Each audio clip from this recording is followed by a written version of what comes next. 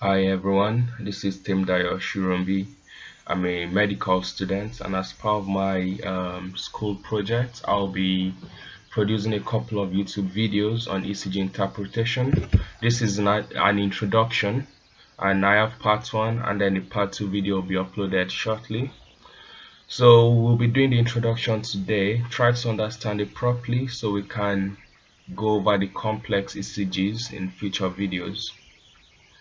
And at the end of part two, there's a quiz that covers everything I'll be doing in part one and part two. So why have I chosen ECGs? ECGs, many students find it complex, but if you can understand the reason why the wave is what it is, ECGs become straightforward. And the ECG can be used, ECG is electrocardiogram. It can be used to diagnose life-threatening conditions. And you have to combine the signs and symptoms of the patient and ECG strip to arrive at a diagnosis. The foundation program in UK has said junior doctors should be able to recognize and interpret certain ECG patterns. So in this video for part one, this is what we'll be doing. So that's what we'll be doing in part one. And for part two, this is what we'll be doing as well. So part two is the next video. So this is a 12 lead ECG. I'm going to explain what I mean by 12 lead in the next video. So why is it 12 lead? You have lead 1, 2, 3. So that's 1, 2, 3. Then you have AVR, AVL, AVF. Then you have V1, V2, V3, V4, V5, and V6. All of them like that make up 12 lead if you count them. And then there's a strip at the bottom of the ECG strip, and this is lead 2. It's called the rhythm strip, and it runs for 10 seconds. Please, I want you to remember that the rhythm strip runs for 10 seconds. That's very important. I'll tell you why later. Okay. So in standard ECG, the record that runs at 25 mm per second, you usually see it on the strip, is written somewhere, and each big square on the strip, so one big square like that, is 5 mm. So how many big squares is 25 mm? That's 1, 2, 3, 4, 5. So 5, 10, 15, 20, 25. So in 1 second, you have the ECG machine covering 5 big squares. So if 1 second is 5 big squares is 1 second, what would 1 big square be? That will be 1 second divided by 5, which gives you 0.2 seconds. So each big square is 0.2 seconds. Each big square is made up of 5 small squares. So 5 small squares is 0.2 seconds. What will 1 small square be? It will be 0.2 divided by 5. So that gives you 0.4 seconds. 0.04 seconds. You don't have to remember all these numbers, but if you can remember the speed of the machine, maybe in an exam situation, if they don't give you the speed of the strip, if you can remember the speed of the machine, you can work out what each big square represents, what each small square represents. But as time goes on, when you keep practicing, you just remember it. And once again, reminder that the rhythm strip runs for 10 seconds. Now let's go into the electrical circuits of the heart. So this is the heart. You have the atria, ventricles. In the atria, you have a special group of cells which produce electrical activity, and that's the sinoatrial node there. That's the atrioventricular node. That's the bundle of E's. That's the right bundle branch and left bundle branch. So in the normal circuit, The wave of depolarization starts from the sinoatrial node, then spreads around the atrium, and then it gets to the atrioventricular node where there is a delay. The reason for this delay is so that the atrium can contract first before the ventricles contract, and that makes the heart a better pump. Okay.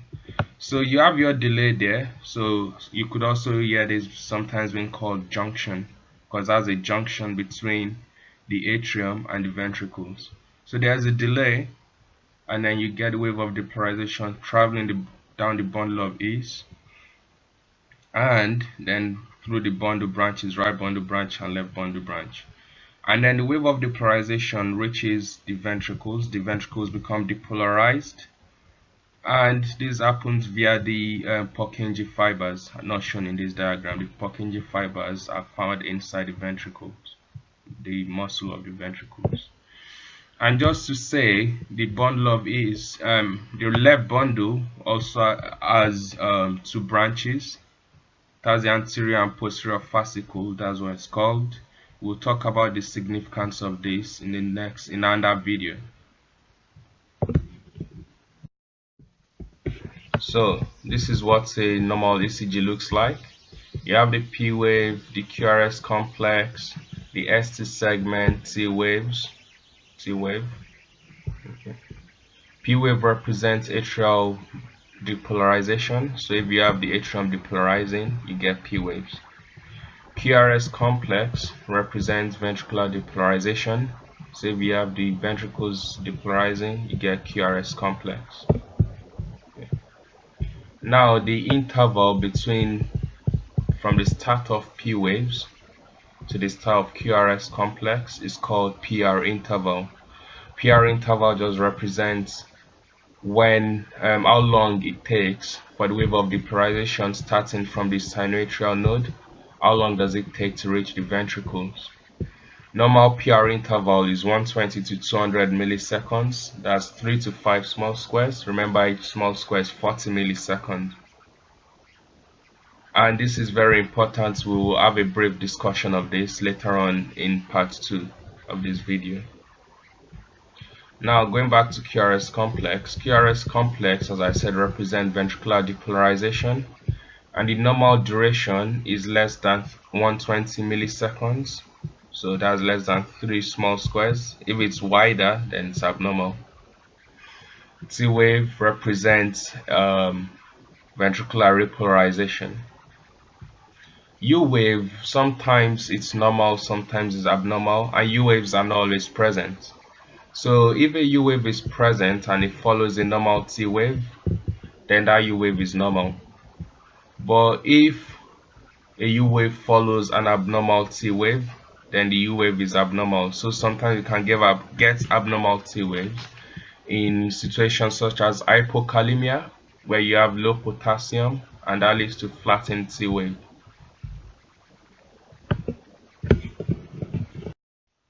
So parts of the QRS complex. This is actually very important as well. So the Q wave is the first negative deflection you get following a P wave. So that's the Q wave there, first negative deflection. R wave is the first positive deflection after a P wave, and it has to be above the baseline. When I say baseline, I mean its horizontal axis. So it has to be above that. And just to say, an R wave doesn't have to be preceded by a Q wave. Sometimes you don't have Q waves, but if it's upward deflection above the baseline, you just call it R wave anyway. Okay. An S wave is a downward deflection. It has to be below the baseline, following an R wave. Okay. So have a quick read of my definition of the definitions here, then we do a quick exercise. Okay. Now exercise. What wave would this be? Q wave, because it's a downward deflection. What would this be? That will be the R wave, because it's an upward deflection above the baseline. and this Q wave,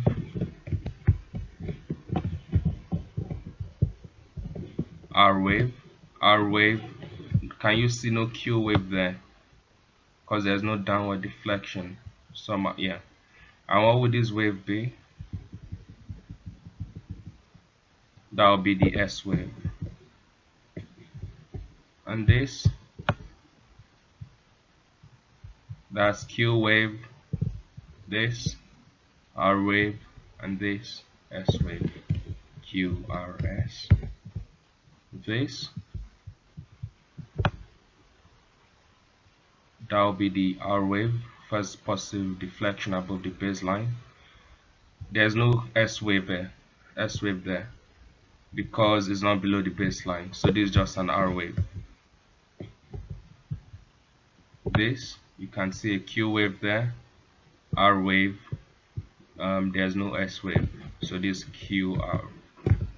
And this, what is this wave? That's a Q wave. This is not an R wave because it's not above the baseline. So the only wave you have there is a Q wave. Now the sequential approach to interpreting ECGs. If you follow this approach, it's quite methodical, so you don't miss out anything. And so the first thing you have to do is look at the rhythm and the rate, and I will explain how to calculate that very soon. And then you look at the cardiac axis, which we'll talk about in our next section. And the cardiac axis just refers to the direction of the wave of depolarization in the heart. And then go to the ECG, do the P wave first, look at it, then check the PR interval, then QRS complex, then ST segment, then T waves. Just follow the wave, the ECG wave. Follow it systematically, every single part of it, and you won't miss out anything.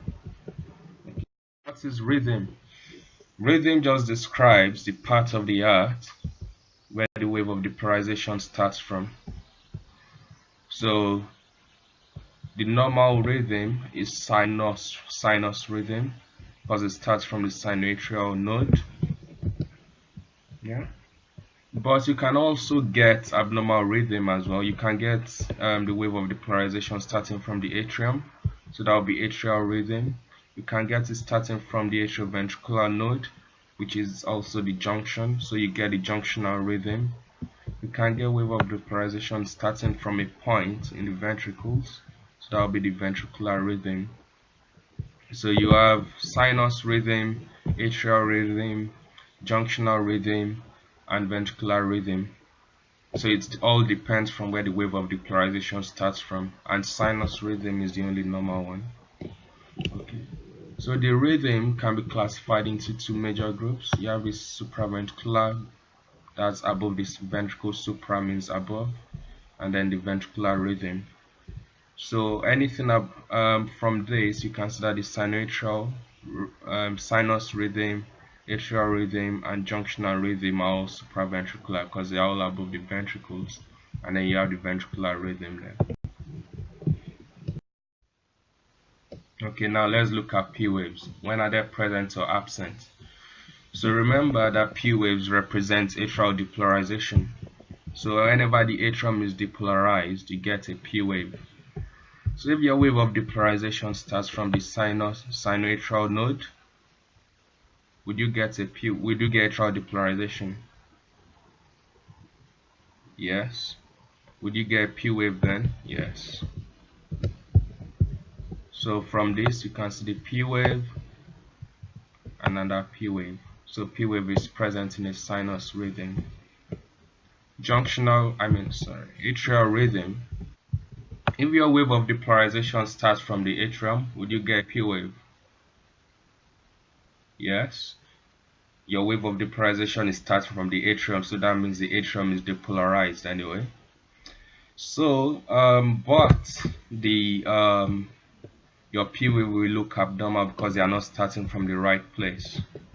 So the P wave will have an abnormal shape. So there's a P wave there, but it's abnormal. There's another P wave there, abnormal. Compared with the sinus rhythm, and you see that they are not the same shape. There's a P wave there, abnormal, abnormal, abnormal, and abnormal. Okay, so you have P waves, but they're abnormal. So junctional rhythm, would you have a P wave present? The junction is there. So no wave of depolarization will be spread into the atrium. So you won't have any P wave present. But sometimes you can have the wave of depolarization spreading backwards. So instead of coming from the atrium to the AV node, which is the normal one, so you get, remember, sinoatrial node spreads to the atrium, then AV node. Sometimes when the AV node produces its own wave of depolarization, some of the wave spread backwards, so you end up getting inverted P waves. So it's either the P wave is absent or inverted. So this is an example where P wave is absent, so no P wave, you can't see any P wave there. And in this, P wave is inverted, so it's upside down, upside down, upside down. This is because of retrograde movements of the waves. So ventricular rhythm, would you get P waves? So the wave of depolarization is starting from a point to the ventricles. That wave won't reach the atrium, so no atrial depolarization, therefore no P waves. P waves are absent, and you can't see any P waves there in this strip.